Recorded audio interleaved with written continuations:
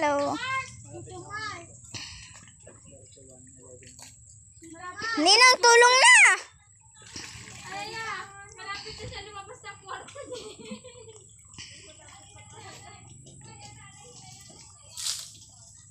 Sige lang. Tuloy niyo pa. Ang dami oh. Sige lang. Bilis.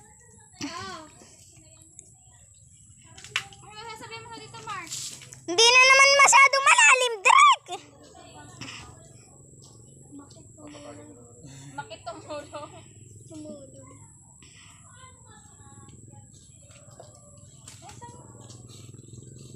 Ang gagawin ka dyan?